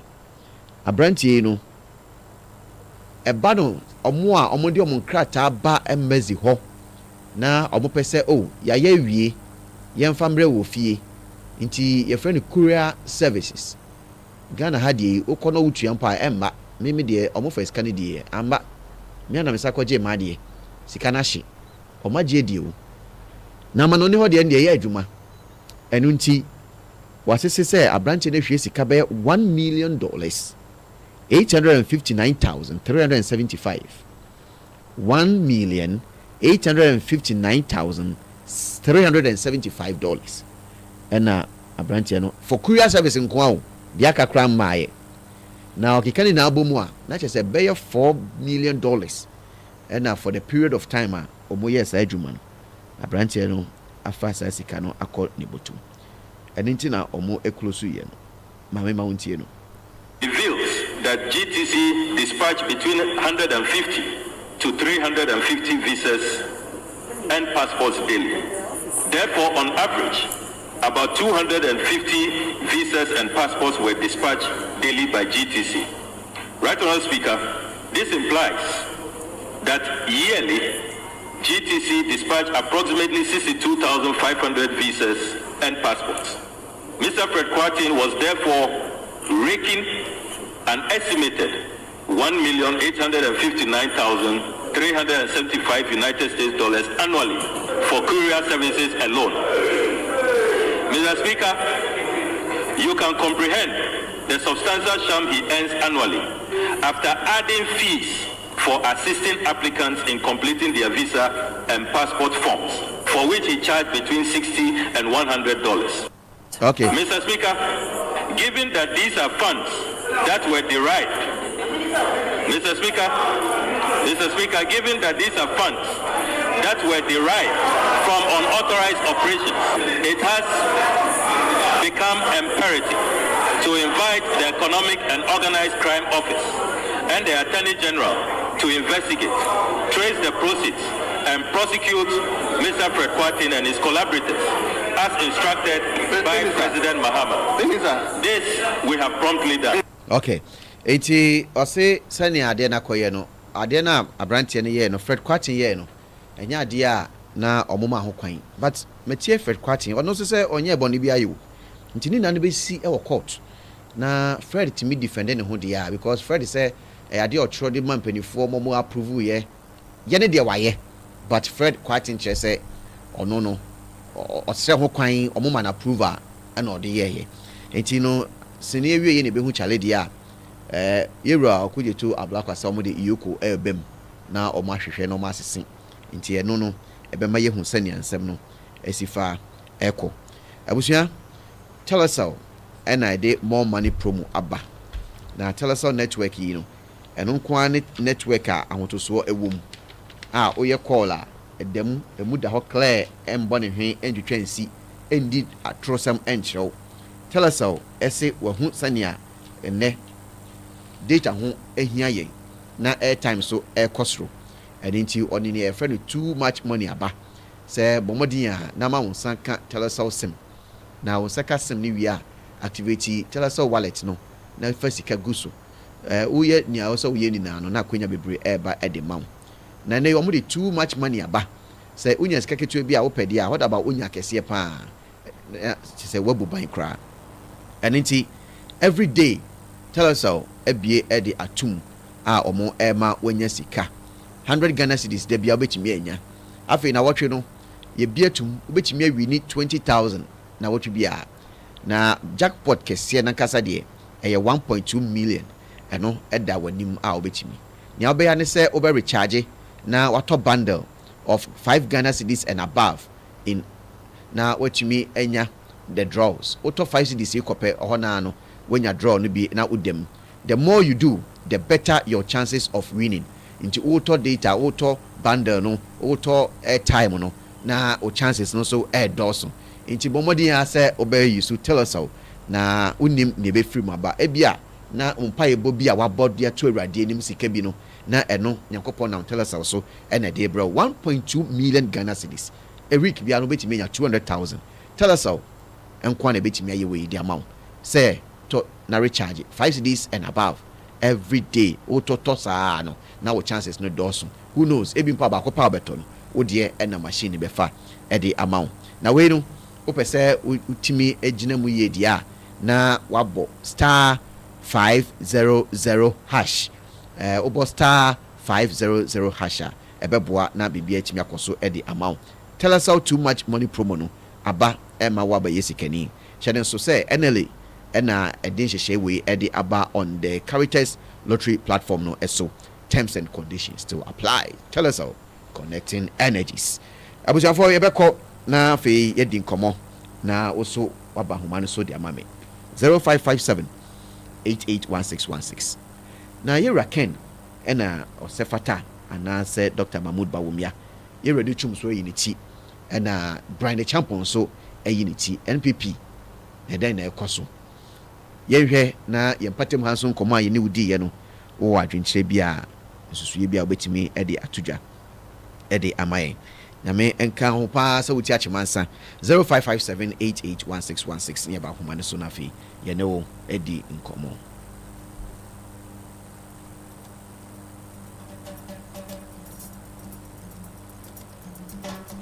Achimosa FM 96.1.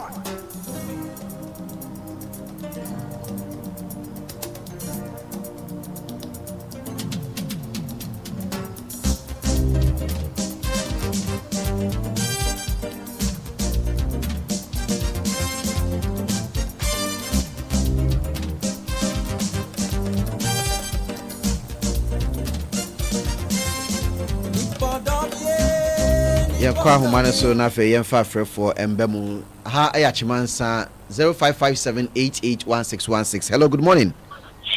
Good morning. Pacho Udin. Mami. Yo, it's you. No, I have a song to say. Eradia Domboko, Pacho Sway. We shall be out here. Be a way, pan. The radius. No, I was. Me I touch your soul by Asu. Sound. But we press me casa. Oh, what can cry you that time? A man how. Emane ha umpo. Oso wadwe nkyere no. Oh yeah, but that's kakra. Where 20% bias. No problem. Meditum. With that, so now all of support to the Papa Kennedy. And also support to Adekyee.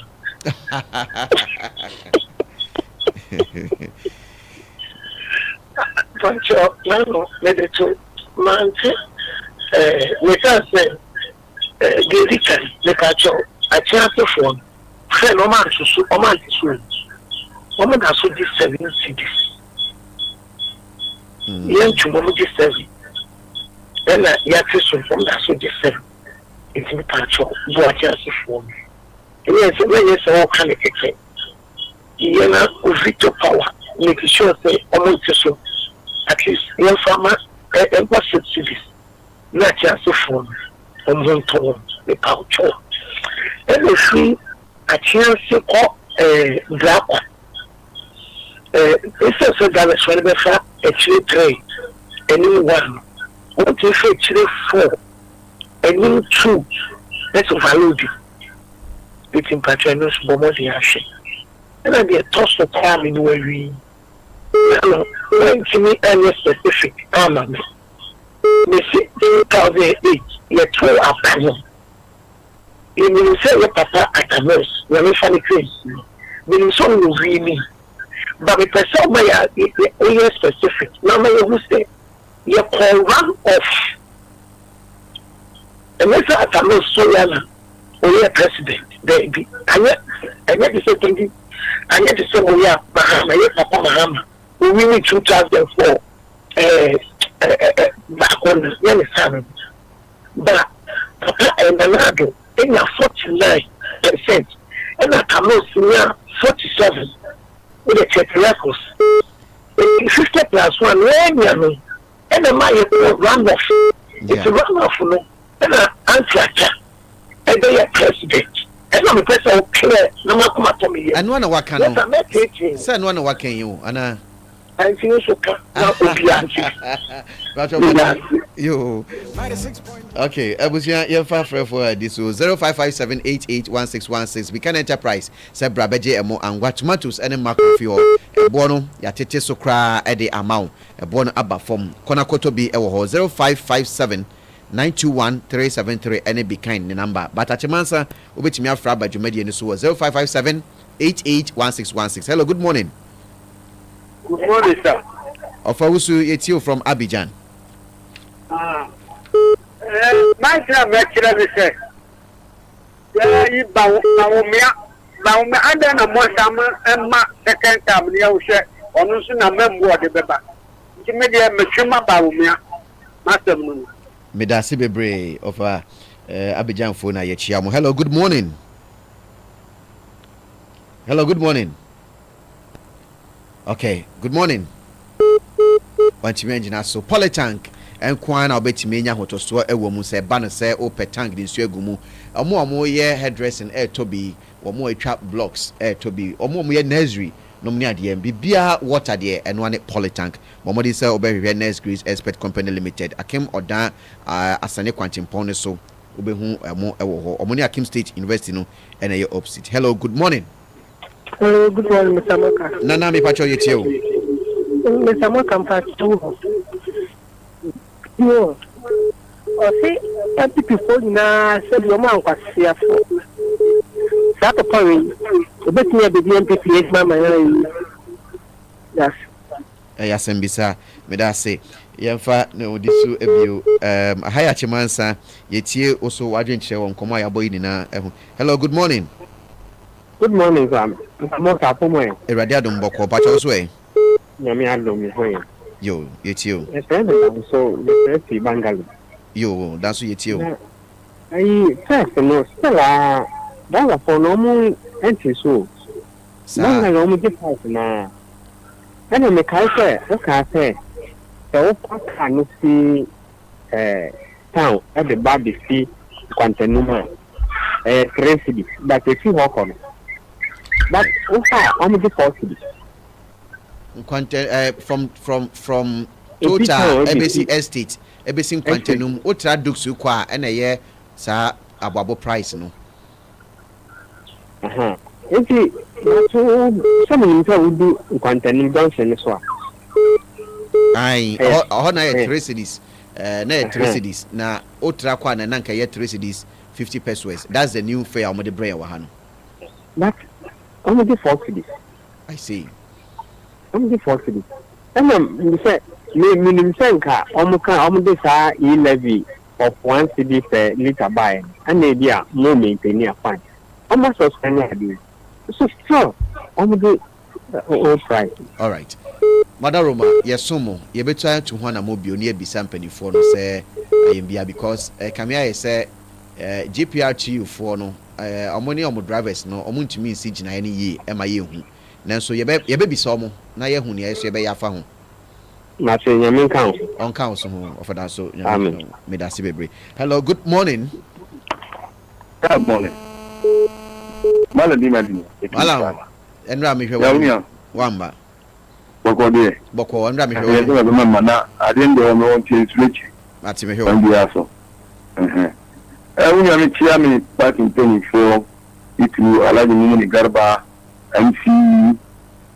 the secretary anoba amabaye organizer meeting. Wa unya me go fa bisi. Chedi biara. Unya yen kan ko when we say will be fair or say at petrol so at it fair so and so a minimum to your so we need to oka fair and now call we can wa uko we wa and more ya so we ya so and no correct the final consumers I didn't know more amount of thing man so you okay and go for personal you both 5 city we say na tie still sanity. Oh, yeah, lady, and wabru. Where dear, you say, Abandia ma, and chick, at the end of one sea. The way of our young family, and yet, young, and I can say, young friend, Shady. Say, I'm buying one back and all the thing about it. Not this one. You want to go for and it's so. Then you all yeah, I want to talk on good one. I never saw me a politician too, and I know. In any fair, we don't know good rule. It's a panel, the electricity are performed, and you are not able to perform. Therefore, not have one.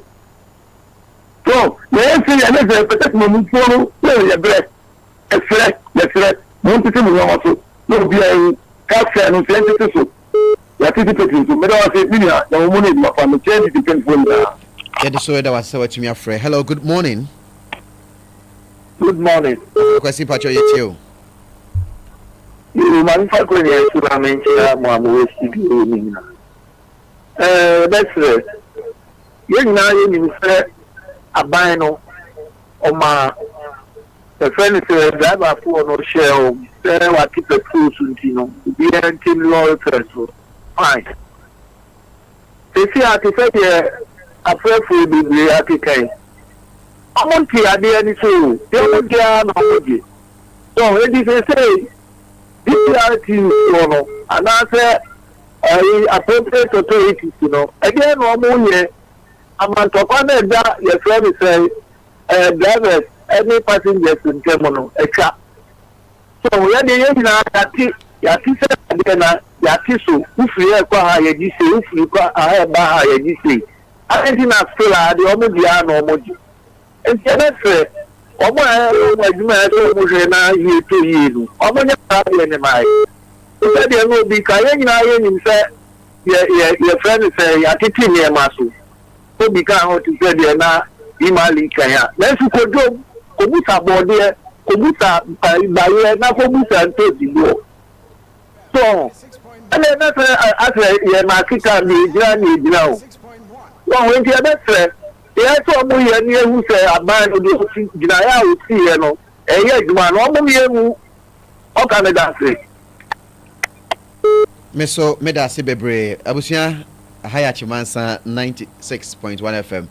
Medindi Nicholas Moka. Yemfa, a friend from you, sorry. So, hello, good morning. Morning, Moka. Will you at you? Medasi. Chen, and Uchi, I'm chatting myself. And me MP. Yeah.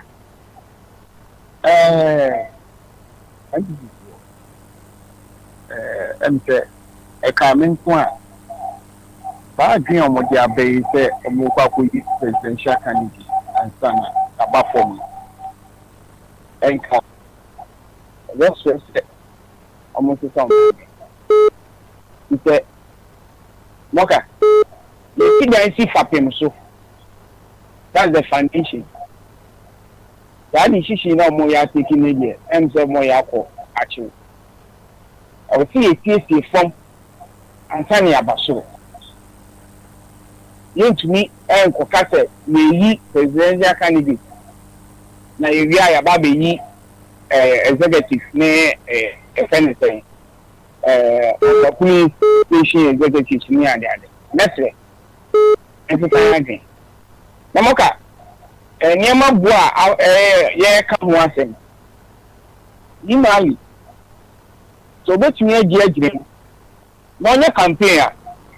Say, and Nyama Bois, Yankee to Swan, Cabana. He said, oh, one of the did it, and your campaign here MPP. And he said, of course, on your campaign, it's that number for city boss. Miss Sumida was a bit Abusia, Yedivesia, Nessa, last one. Hello, good morning. Good morning. If I show you, maybe I'll cast a free Nakova. Just Solomon. Just Solomon, it's you. Yo, it's your moon. Yeah, Josu. And no question. Wow, and Yama Amateur so no. One more Biam and Yan Amateur, so you had the atoms of effect. Omoka say I'm the 10 city toso. We na be aboya ho bra wa light. 1 city. 1 city toso na be aboya ho bra wa light na ya dem no ho no. Hey, dem na wan fa ma tum la se be dwom fa akese. Aha, ya te land first. O monte so ani dia muntumi sabe. Usanchofo no ntumi ko de wuro ka se bia. 1 city ne dia munya da dir po wuce wuro sa. Omo complaints say the omo jana moje. Usanchofo mu waduma ya. Mo chada na mo kare de den say dia mo ka 1 city na da ma se. Yeah, the na ye penie na ye pe obi a obefo taxi na omo beje no de omo je na wa take number no enya evidence aka ho na yen yaje asem no e di anim e di akọ na no yenya ba ko wasa ne ye so mbra me ne share time wamba me so me na me fo taxi sa but ye behwe se yan ka se so be test bi ahwe na yenya bi ne ye di bia ye scapegoat because entimi nkoba say ye ti oman mu ya che petrol so aban na yen hyehyɛ GPR team for the krata ba me krata da mani mu ha me nua hwɛ me office na yibra ɔho a che sɛ wɔ so obi ate so na jiwe ansa ɔho ɛba sɛ ye ho sisifoɔ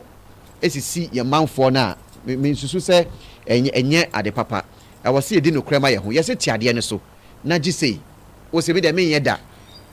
ɔho ɛba sɛ ye ka bia ma mo 1 cedi ye boa mo ye kan ya sɛ driver fo bɛbɔ kadodo na omanfo ho ntom ne de mo se da bi na ni na odi afiri ewodi afiri eni nti na yeye saa no na se omanfo no ewa akokoduro driver ni na fa o se obeji sei wo so betua sei na wafa ne number aka ho na yetimi agina so na yefa ne ngina mra na no yenya ba ko mienu a ne yehwe se emra ye adwuma wo man we mu ana se mra nya adwuma eya na eya tama yenye SDA kwan futuro drivers amwo krom ha na mo kɔ hɔ a mo je 5 cedis ni ade mo se kwan ni nye ɔmanfo ne tiase tua sika ne de ma mo ye kwan ni wie ya mo se mo kɔ so je saa mo nse nyankopɔ ni mo bedi o ɛyɛ ya sɛ mo ndi no kra ma mo ho because sɛ kwan ni nye na mo je matuma kɔ 5 ɔmanfo ne tiase kwan na ye ya ɛwɔ so ba back to baby ana wugina no ɛno ne ye kyerɛ sɛ wo ye ukuta integrity wo ye honest to everything but mo je a na afida so mo dem mo kɔmachi na ye mo ya yenya de saa na sika pɛ no enye no ne bema wa ye sika de hu enye no ene bema krata JPR2 for the buy ya almost stamp si so ɛwɔ ha sei no ma atro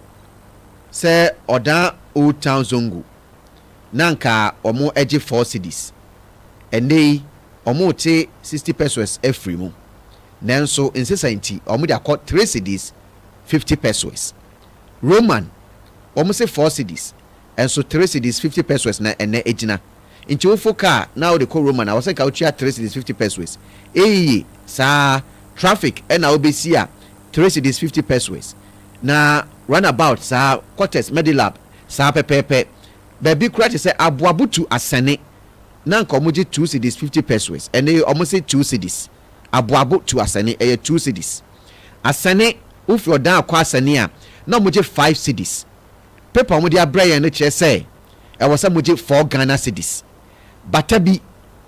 na moje 6 Ghana cedis paper no kire say e was omoje 5 Ghana cedis manso omoje 8 cedis paper no say munje 7 Ghana cedis subua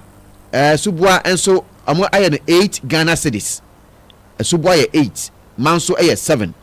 odan school ene nkwanta na moje 8 Ghana cedis enei about 7 Ghana cedis wenchi na moje 13 ene omo de about 11 Ghana cedis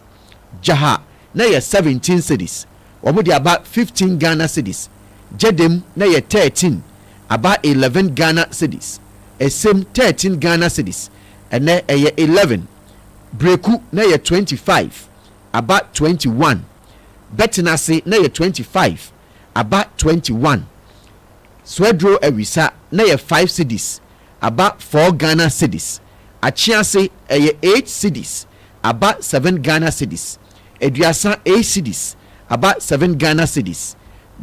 adiamra ye 8 adiamra ni akis ni na ye 8 cedis about 7 cedis community 6 na ye 4 cedis about 3 cedis 50 pesos new market na ye 4 cedis about 3 cedis 50 pesos jodro 3 cedis 50 pesos ada akwa 5 cedis bungalow omo de gina 5 cedis eno krata na kire se bungalow 5 cedis no moje omantro de na omoje wo ho ofadwen mafra wa no pay o se ontimi ne menkasa obem obi ene makasa mejetum quarter stop no moje 4 cedis 50 pesos or the about 4 Ghana cedis or dance konkwanta 8 Ghana cedis about 7 Ghana cedis total ediba hospital me pamucho muntie ni ye total ediba hospital omudi 3 Ghana cedis na mo se monje total ediba barrier ye nkwantanum up to udu ye runabout hanum se ya junction so no e se barrier 3 cedis say loading or that township 3 Ghana cedis hiring say dropping there omo say negotiable hiring say we be fa dropping no eno de only driver no na mo ndia no wo ti ase a odo ko wan ti ase a pefoforo ono so ti ase a odo be ko na omo de krata we yaba na omo say GPRTU ene JRTCC transport ministry I won kan muni na approve sa fails first na omo ye say ensha ase 24th May na e was sa first sha ase nti enne eniama kan no so we are driver ni na wo je bro so a obetimi enya asem na ebia na obeka say ya grodie na wona ye de obeye sebe nhweso e de ama afoforo nti e be say driver fo muma yendi no kre ma ye ho